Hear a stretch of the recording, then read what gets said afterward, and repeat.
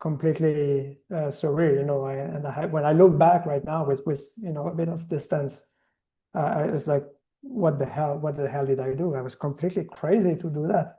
That was completely crazy to do that. Do I agree? Do I regret it? Absolutely not. Absolutely not.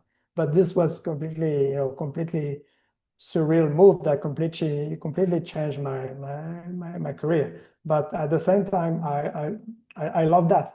I love that. I was looking for that. Hello, everyone. Welcome to today's episode of the podcast. I'm joined with an amazing guest, Mr. Sebastien.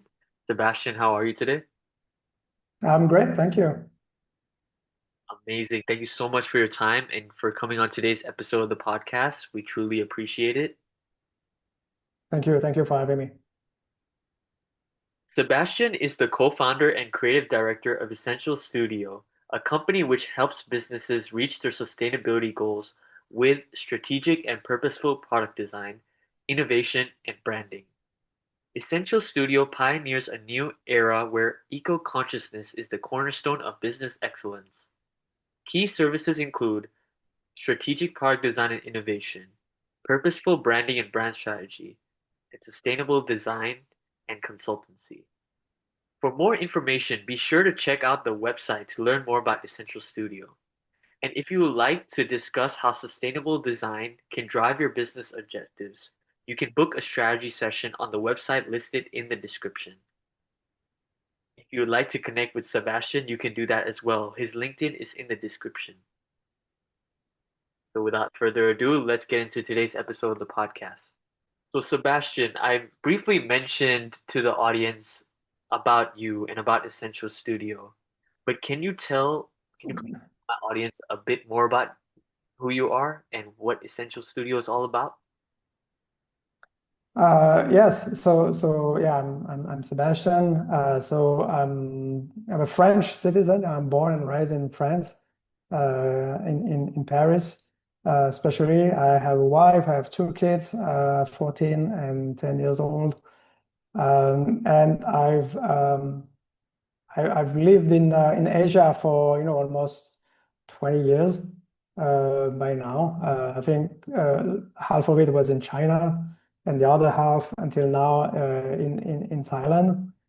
And I work for Chinese companies in China, and then for Danish design studio. That kind of what brought me to Thailand, running a Danish design studio here. Before I co-founded my own studio, like Essential Studio, a couple of years ago. And so that's kind of my journey, and the reason why I co-founded the studio, Essential Studio, is basically the kind of conclusion, the logical next step in my journey.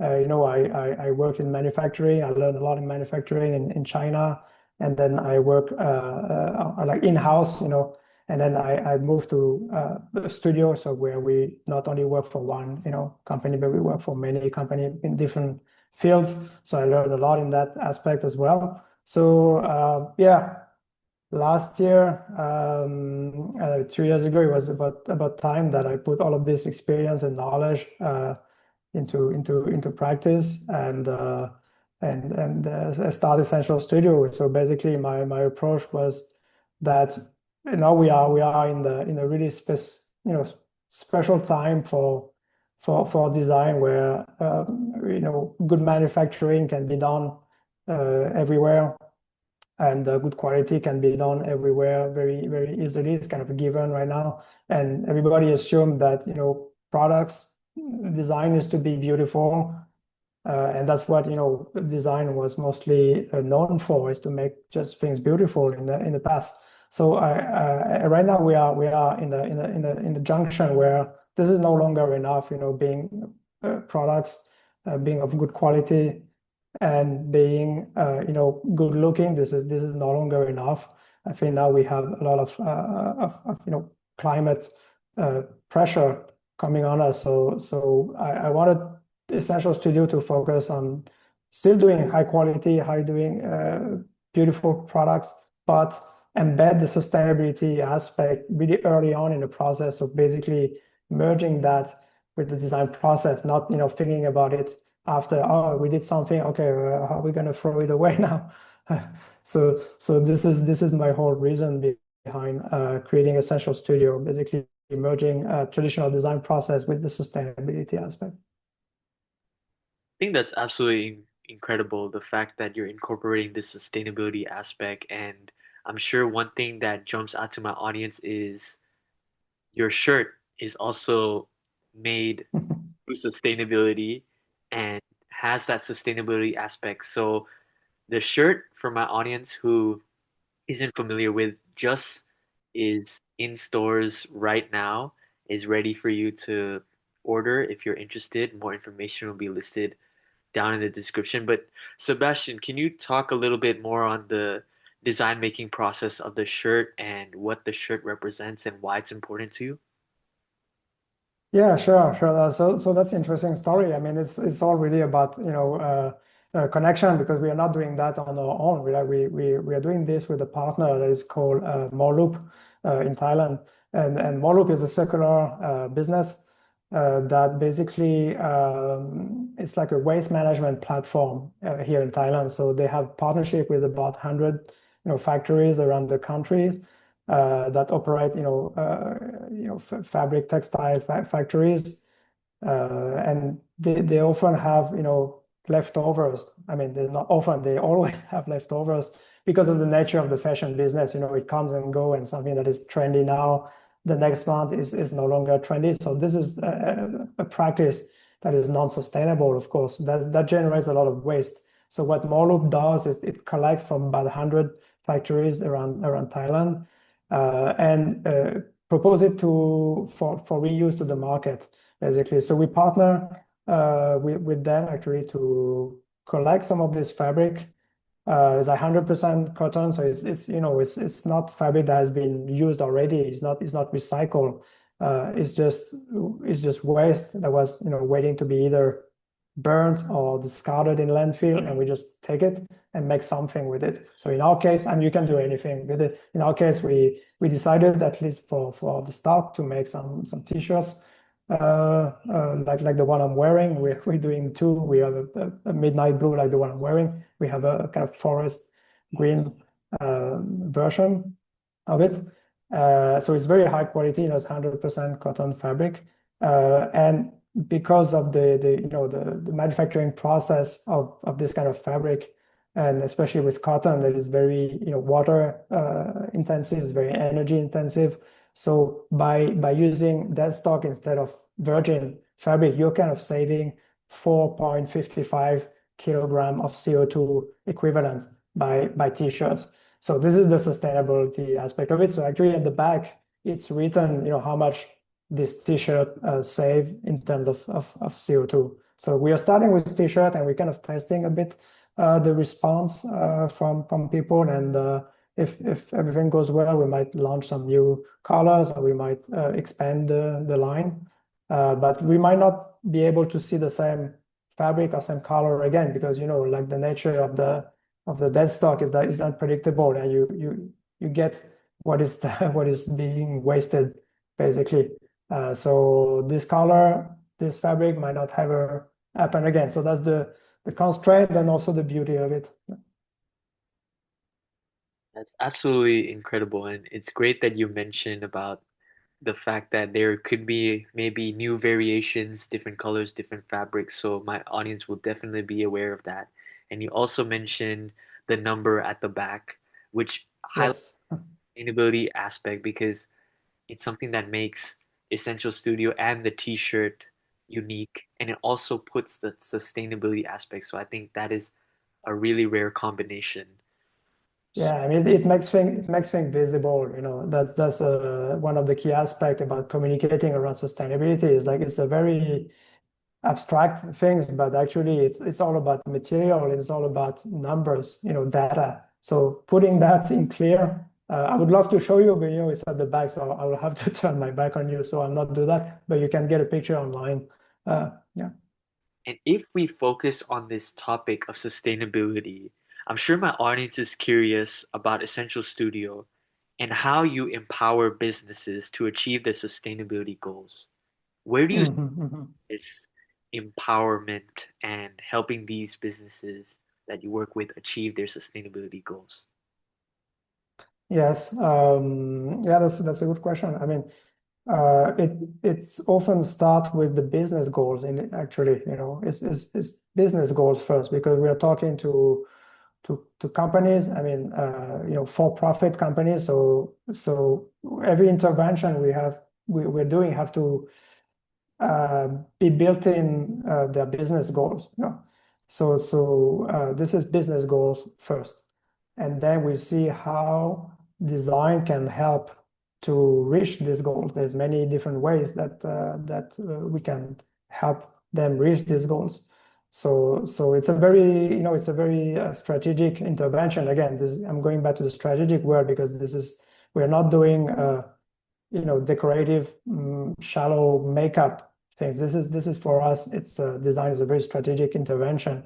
So when we have these goals, we can see, okay, uh, in these goals, what aspect of sustainability can we touch, and what is the level that the client is also willing to put, because we have to, this is a sensitive issue because it's touching the business goals as well. So sometimes we can do only a little thing, sometimes we can do big thing that depends on the goals, that depend on the clients. But any action, even small, we see this as a good thing.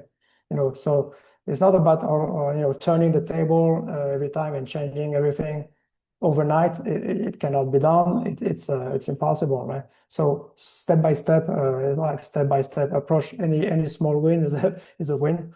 So sometimes it's more about optimizing the manufacturing. For example, reducing the number of parts, reducing the amount of materials that we're going to use, making something more repairable, more easy to maintain. So that this is one aspect of the sustainability that very few people talk about. It's just about how do you extend the life of a product. So it's not about always about recycling. It's like you have something made of good quality, of good materials, how you can make that be used for a longer period of time. This is already, this is a big aspect of the sustainability that we don't really talk about. So sometimes it's about manufacturing optimization. Sometimes it's about the approach on packaging of products. Can we reduce the packaging? What materials can we substitute? What can we replace? And this is we try to back this by tools and measurement, like I mentioned before, like numbers and data. Like if you don't know uh, if you don't know the impact right now, how are you gonna move forward? How do you know which aspect to improve or to optimize? Right? So so so this is kind of a different you know uh, entry, different touch points. And sometimes we even work with companies that they are doing great as a company, social enterprise that are running their company or the factory in a very sustainable way, harvesting water using wind power, solar energy. And they have another problem is that they have a communication problem. So in that case, the problem is not the product. They have great product, but they don't know how to communicate that. So this is also where we try to help them. Sometimes they have bad communication or bad branding. So we also kind of can intervene on that aspect as well. I really appreciate that detailed answer because you went into so many different things, Sebastian. Talked about strategy, which is one of the key services of Essential Studio. Then you talked about focusing on the business goal, about brand storytelling, about communication, manufacturing optimization, the approach of packaging. So there's a lot of detailed process, but it goes back to what you said, baby steps, small steps make a huge. Mm. And if we mention the steps and the process, going back to your journey, so To become where you are today, the whole journey has been about design for you. They're probably curious about who inspired you to become a designer, why did you choose to stay in this career path, and Mm. are you, with your experience in design and choosing it as a career path and staying in it for as long as you've done until now, how would you say you're shaping and leading design in this generation? I mean, so why I chose design as the career path is it kind of just happened, honestly. It became very natural at some point, as a kid, I like to draw. That this is kind of the first uh, entry to that world. Is I like to draw a lot when I was a kid. I was drawing my sneakers. I was doing cartoons, creating comics. So I like to draw a lot. So this was my first introduction to the world of design without me knowing. Initially it's just I like to draw. That was one thing, and also I like to build stuff. I like to build things especially with my granddad. They had a house, like a former kind of farm in the countryside in France, and my grandfather, he had this workshop that he basically he turned the former stables, like small stable for where they used to put the horse. And basically, he turned into his own workshop in a house. So he had a lot of materials and tools and machines and wood and pieces of metal. And so together with my grandfather, he was kind of teaching me how to build stuff. So I made on my holiday, during the holidays, I was a lot in this workshop, and I was just building stuff. We made like a little go-kart, basically without any engine, because there's a lot of down slope in the area. So we were just uh, going downhill with a metal go-kart with a steering wheel taken from a tractor. We had a lot of accidents and all that, but we built this thing. I made I was making small ping pong tables. I was making like slot machines made of wood, basically, and without any engine as well. So that's kind of a funny story. I remember I had to ask if I wanted to play this slot machine that I made made out of wood and nails, for the coins to drop down. And you have this drawer that kind of has to push the coins, and we didn't have any engine. So I had to ask my little brother to stand at the back and do a very steady movement to push the coin while I was playing. So I was building a lot of stuff there. So that's kind of I mean, that building and that drawing aspect of it kind of led me to the design world without knowing about it. It's really when I was in high school. We told me at some point, okay, now you finish high school, you need to decide what are you going to do next. And I didn't know that clearly. I was looking at this book. They had this book with all the jobs that exist, and basically what to do if you want to select one. And I was browsing that book, and then I stumbled into industrial designer. I was like, okay. And the description was about, if you like to build things and you like to draw, this is a this is something that you might look into. So I was like, oh well, then good. I'm going to do that, and that's kind of led me to go into design school in Paris, basically. Wow, that's absolutely incredible. And to see how your journey started from a young age with the building, with the drawing, started this as a career path, and then you went to design school in Paris, and now you stuck with it up until this point, and you're obviously doing incredible things. I'm sure my audience agrees with Essential Studio. So amazing work. Keep it up. Thank you. And if we talk about your journey, and talking about design. I'm sure my audience, a lot of them aspire to be designers and have that design way of thinking and that design eye like you. So for my audience who probably wants to know, where do you get your ideas from? And how can they also develop those ideas and that design thinking to get more ideas? I'll get to the first one first, about where do I get the ideas from, and then how to develop a design eye. It's actually, I mean, it's simple and complex, at the same time. Um, I just think that the ideas, they don't happen in a vacuum. That means you need constraints.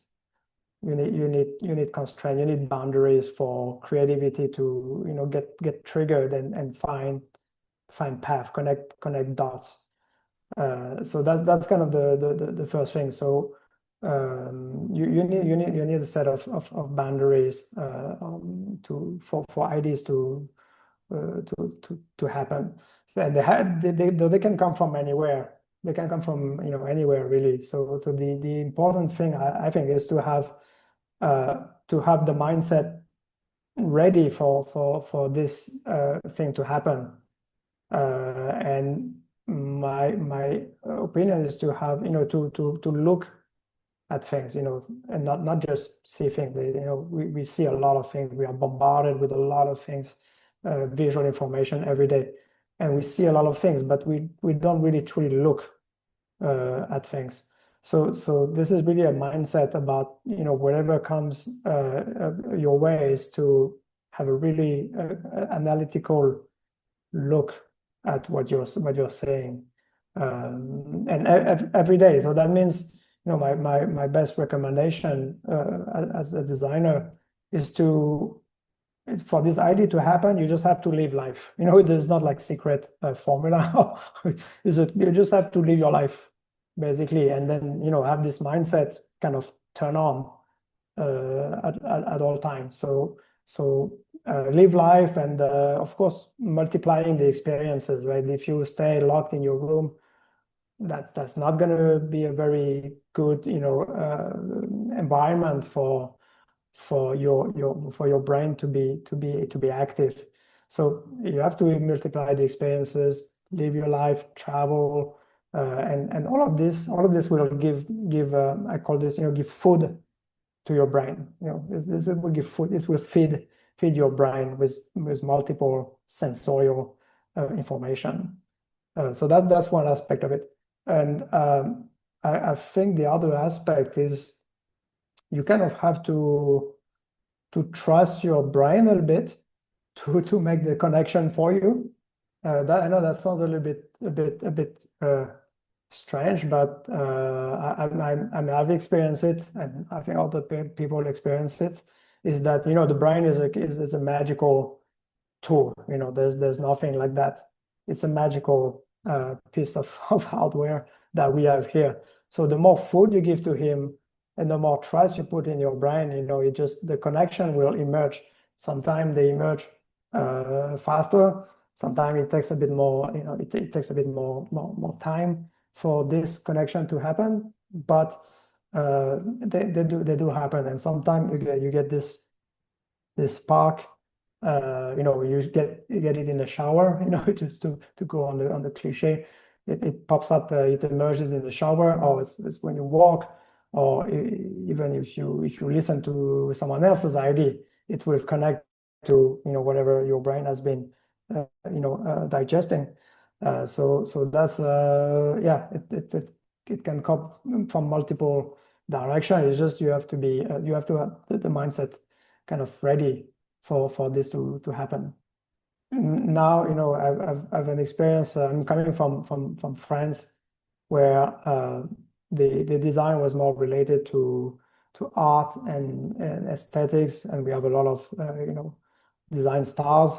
That we approach design in one way, and then I experienced China with heavily manufacturing based. Then I work for Danish experience, where I really click on the Scandinavian approach to design, very, very holistic, where it combines, it's not art or it's not manufacturing, it's really a holistic perception where the user is at the center, and sustainability is also embedded into it. That connects back to what I'm trying to shape and how I'm trying to lead design nowadays, where good manufacturing and good look is not enough. Now we have the sustainability goal that is inside the process and not after. That's absolutely incredible how you gave my audience advice and also talked about you and your career path. And throughout this episode, we talked about your journey and you've given my audience advice. You've talked a lot about Essential Studio, and I'm sure my audience is taking so much from this episode. So thank you once again for that. Sure. Thank you. And for my audience who's watching this that wants to pursue design and have that journey that like you did through design and you're continuing to have, as well as my other set of audience who might want to start a company like Essential Studio, or maybe some of my audiences, some of my audience members wants to do both and pursue design as well as start the company. So my question to you, Sebastian, is do you have any advice for those audience members who want to either pursue design or start a company like Essential Studio? Mm. Yeah, that's a good question. I mean, doing it as a profession, yes, do it. I think it's a very rewarding. It's a very rewarding job and kind of magical. Kind of that there's something quite magical about that being able to think about something and seeing it in real life. That's just there's really something really rewarding about this process, about being able to start from nothing and get something. That's really rewarding. So it's really for people who like to do stuff and who are really curious in general, really curious in general. Then my other piece of advice is to do it for the right reasons as well. It's do it because you like to build stuff, you like to help people, you like to do good in the world, and you like to make real stuff. That's good reasons. Because there's a lot of people who do it for the money, how they want to they think they're going to launch one small thing and become rich because of this small thing, or they want to become like a design star kind of thing. So I would say that that's not the right reason to start something. So yeah, do it, but do it for the right reason. My other advice I would say is to find your uniqueness, and that's getting really challenging these days because now everybody know how to draw. Everybody know how to sketch. I'm talking to the designers, right? There's like hundreds of young designers coming out of schools every year. So everybody knows how to sketch. Everybody knows how to do 3D modeling, CAD, and etc. So this like hard skills doesn't really make you a designer, in my opinion. This is skills that almost everybody can learn. And now with the arrival of AI, like this is even more challenging. So everybody can do that. Even now we have AI who can do that. So what is your uniqueness? It's important as a designer to be, I think, well-rounded. That means I see designers as generalists, a bit like generalist doctors. You have doctors that find that check up your whole body and see what's wrong, and then come up with a treatment for it. So it's important to, in my opinion, to be well-rounded, to have a set, to have a knowledge that is very, very broad, a good culture that is very broad. But then to be more unique, I think you need to combine it with a specific specialty. And that can be, it's focus on human factors, you focus on neuroscience, on business itself, on strategy, on marketing, on sustainability, for example. So that's and your personality, that needs to come through, because all the hard skills, everybody can do it, but what's your take on things? How do you approach a problem? You yourself, how do you see things, and how do you you set up an approach to solve a problem? I think this is more and more important, and client wants to know you personally, what is your point of view on things, because sketch 3D modeling, everybody can do that. So that's my advice for people who wants to pursue that as a profession. I think starting a company, I don't know if I'm well positioned to do that. I'm maybe too early to give advice. My company is only about 2 years old.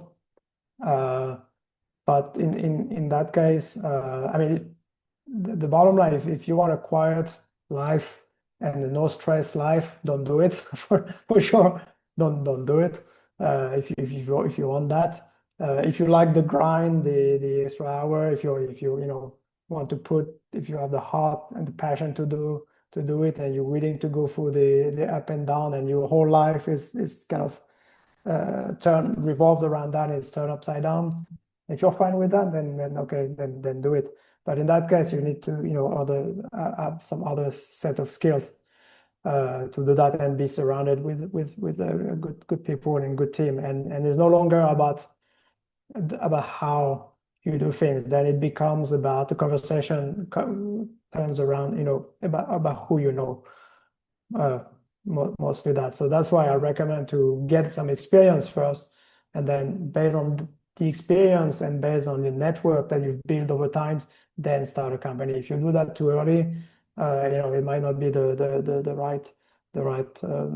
right timing.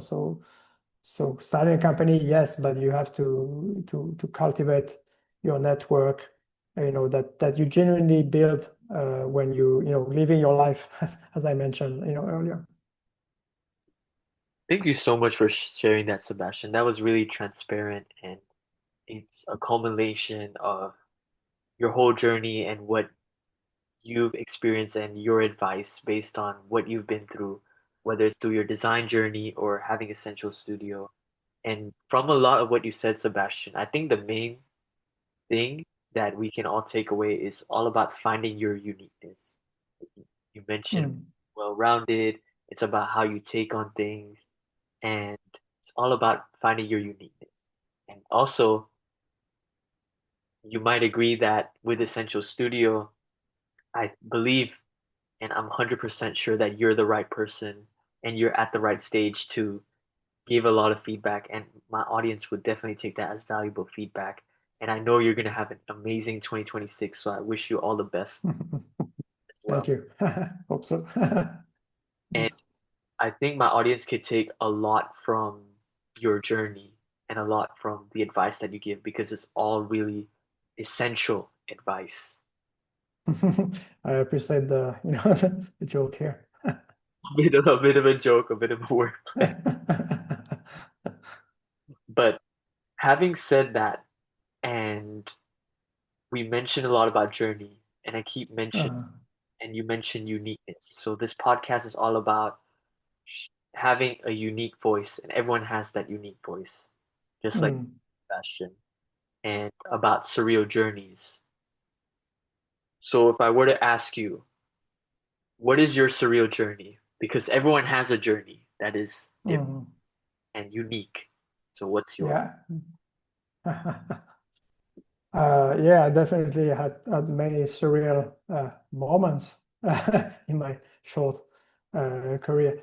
But I think, hands down, the most surreal journey, or the most surreal thing that I did was probably to take this one-way ticket to Beijing, China, back in 2007. That was maybe the most surreal thing. I was 25 years old at that time, graduate a few years freelancing in Paris. But what I needed was experience. Because school can only teach you so much theory, especially in design world. Design is all about doing. It's not much about theory and thinking. It's all about doing. So I needed that experience. I needed to go the where the center of the manufacturing world, which was China. This is the surreal thing that I did. It's like I just took a one-way ticket uh, to Beijing, and then I ended up, living in the outskirts of Beijing, on the factory site, with flooding and mud everywhere. This was completely surreal, when I look back right now with a bit of distance, it's like, what the hell? What the hell did I do? I was completely crazy to do that. That was completely crazy to do that. Do I agree? Do I regret it? Absolutely not. Absolutely not. But this was completely surreal move that completely changed my career. But at the same time, I love that. I love that. I was looking for that. When back in France, I always had this aspiration just to go broad, and to have an international dimension to what I was doing. I didn't want to limit myself to France. I love France, but it's not because where you're born somewhere that you should stick there forever. It's a big world. So I always wanted to have this kind of international experience. So that kind of, it was crazy, but looking back, oh, kind of makes sense. Wow, that was absolutely incredible. And to see your journey, and even though, like you said, it may have been crazy to do that, it all led to the amazing place that you are today and what you have. Exactly. Exactly. And it all has led you to be in this platform to empower people with your voice, with Essential Studio, which is all incredibly great things. And you're going to have an amazing 2026 for sure. I appreciate the positive thoughts. Thanks. Absolutely. And as we are about to approach the end of this interview section of the podcast, I would like to ask you one question, which I ask all my guests, Sebastian, which is if you Mm, voice one unique message to the world, what would it be? yeah.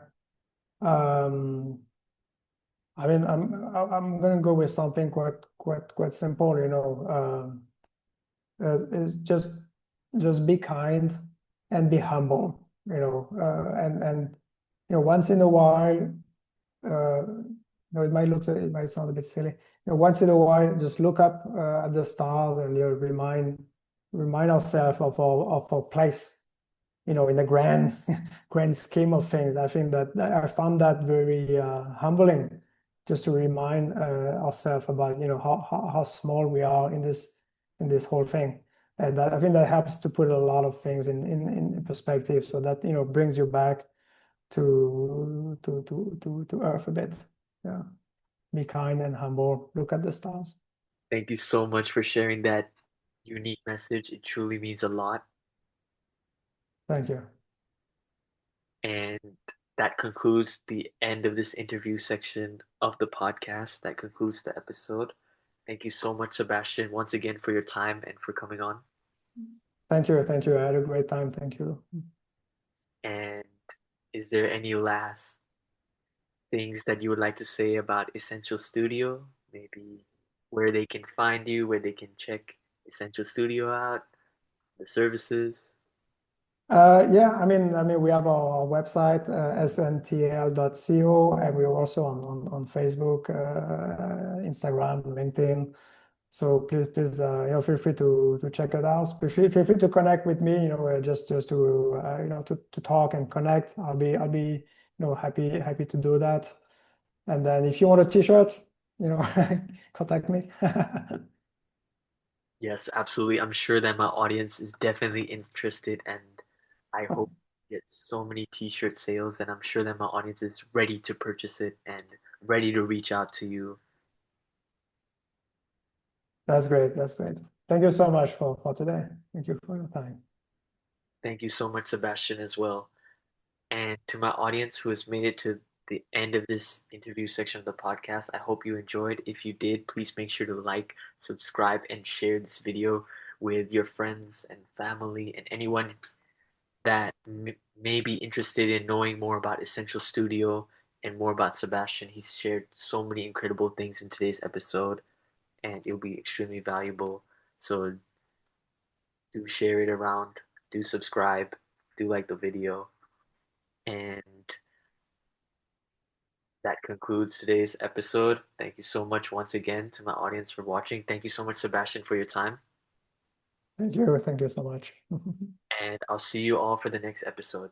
Goodbye.